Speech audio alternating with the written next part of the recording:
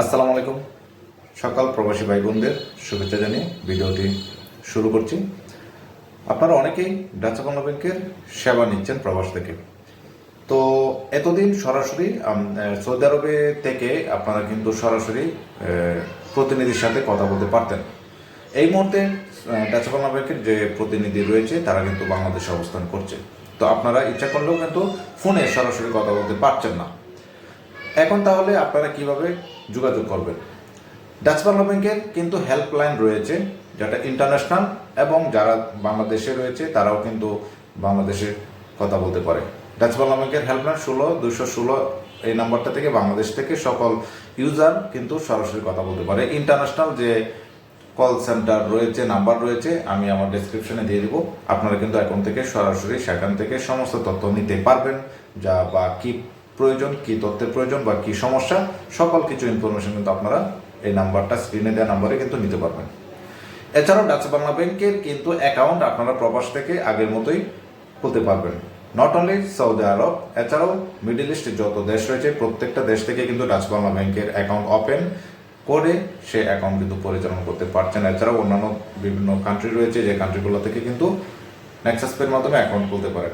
মাঝে মাঝে ওটিপির কিছু প্রবলেম আপনারা ফেস করেন, সেই প্রবলেমটা কিন্তু আপনাদের ফোনের কিছু প্রবলেমের জন্য হতে পারে, বা ফোনের মেসেজ বক্স ফিল আপ হয়ে গেলেও কিন্তু এই ওটিপি সমস্যা হতে পারে।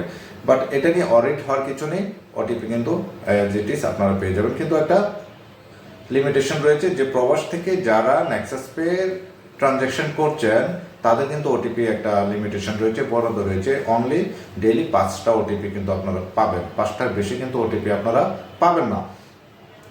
সো 5 বারের বেশি একদিন কখনো ট্রাই করবেন না। আবার অনেকে 5 বারের বেশি অনেক ট্রাই করে ফেলে, সেটা কখনোই করবেন না। কারণ সেগুলো করলে কি হয়, সিস্টেমে জমা হয়ে, সিস্টেমে কিন্তু এটাকে একটা জ্যাম সৃষ্টি করে।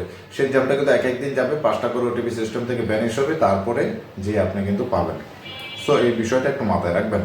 আর ডাচ বাংলা ব্যাংকের যারা প্রবাস থেকে অ্যাকাউন্ট খুলতে চাচ্ছেন, আপনারা অবশ্যই যে যে দেশে আছেন ওই দেশের নাম্বার দিয়ে নেক্সাস পে রেজিস্ট্রেশন করে অ্যাকাউন্টটা খোলার চেষ্টা করবেন এবং পরিচালনা করতে চেষ্টা করবেন। কারণটা হলো, আপনারা যদি অনেকেই কি করে প্রবাসী থেকে বাংলাদেশি বিডি রোমিং করা সিম দিয়ে কিন্তু অ্যাকাউন্ট খোলে, কিন্তু সে অ্যাকাউন্ট রোমিং সিম দিয়ে যখন নেক্সাস পে রেজিস্ট্রেশন করে অ্যাকাউন্টটা খুলে, সে অ্যাকাউন্ট নাম্বার কিন্তু পেয়ে যাবে, বাট নেক্সাস পেতে কিন্তু ওই মুহূর্তে সে চালাতে পারবে না।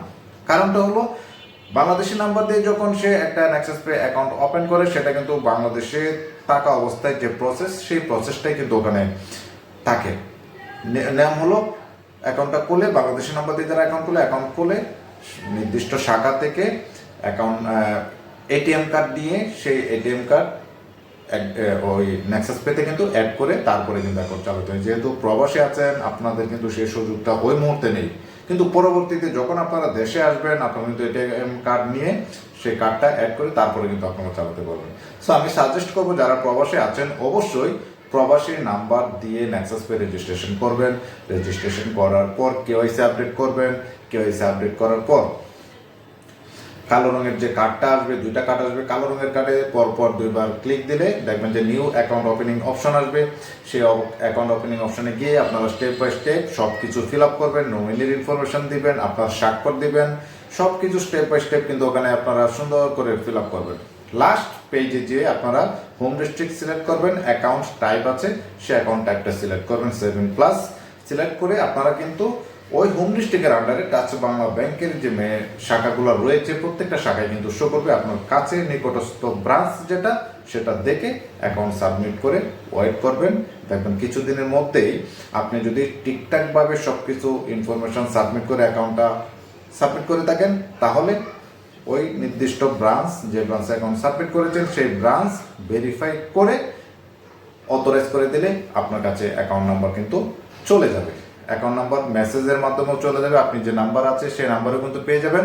এছাড়াও আপনার যে নেক্সাস পে অ্যাপস, সেই অ্যাপসের ভিতরেও যে কার্ডটা থাকবে, সেই কার্ডটা কিন্তু অ্যাক্টিভ হয়ে যাবে। অনেকে অ্যাকাউন্ট পেতে অনেক সময় চলে যা, হেল্পলাইন নাম্বার থাকবে, সেই নাম্বারে আপনারা যোগাযোগ করবেন, দ্রুত অ্যাকাউন্ট নাম্বারটা যাতে পেয়ে যান। এছাড়াও যদি কোনো বিশেষ প্রয়োজন বা কোনো জরুরি প্রয়োজন হয়, আমার নাম্বারে আমার সাথে যোগাযোগ করার চেষ্টা করবেন। সব থেকে বেটার হয় ডাচ বাংলা ব্যাংকের কল সেন্টার। সেই কল সেন্টারে আপনারা সাথে সাথে দিনরাত 24 ঘন্টা কথা বলে সব কিছু ইনফরমেশন নিয়ে নিতে পারবেন। তো ভালো থাকবেন, সুস্থ থাকবেন। আসছি পরবর্তী আপডেট নিয়ে। আর তার আগে বলে দিই, আমাদের ডাচ বাংলা ব্যাংকের কিন্তু এখন বর্তমানে সকল গ্রাহকদের ভিসা কার্ড দেওয়া হচ্ছে, মাল্টিপল কারেন্সি ভিসা কার্ড দেওয়া হচ্ছে। সো যারা যারা দেশে আসছেন বা দেশে থেকে প্রবাসে আসবেন, অবশ্যই ভিসা মাল্টি কারেন্সি কার্ডটা রিসিভ করে সেটা আপনারা ডলার এন্ডোর্স করে কিন্তু নিয়ে আসলে আপনারা সেই কার্ডটা কিন্তু ইউজ করতে পারবেন। সো ডাচ বাংলা ব্যাংক আপনার বিশ্বস্ত প্রতিষ্ঠান, এবং সেই ভিসা কার্ড যেটার কথা বলছি, ভিসা কার্ড নিয়ে খুব শীঘ্র একটা ভিডিও আমি আপনাদেরকে প্রদান করব। সকল তথ্য ইনফরমেশন সেই ভিসা কার্ডের মাধ্যমে সেই ইনফরমেশন পাবেন, এবং সকল গ্রাহককে কিন্তু এখন Dutch Bangla bank visa card প্রদান করছে। আর বাংলাদেশি ভাই বোন যারা রয়েছেন তাদের জন্য সুখবর হলো, প্রত্যেকেই নির্দিষ্ট ব্রাঞ্চ থেকে বা স্ব নিকটস্থ যে ব্রাঞ্চ রয়েছে, ব্রাঞ্চ থেকে আপনারা কিন্তু পূর্বের যে কার্ডটি রয়েছে নেক্সাস কার্ড, সেই কার্ডটা জমা দিয়ে আপনারা কিন্তু ভিসা মাল্টি কারেন্সি কার্ডটা গ্রহণ করতে পারছেন। এবং যারা যারা গ্রহণ করতে পারছে না, ডাচ বাংলা ব্যাংক কিন্তু প্রত্যেকের অ্যাড্রেসে ভিসা মাল্টি কারেন্সি কার্ড কিন্তু কুরিয়ার করে দিবে।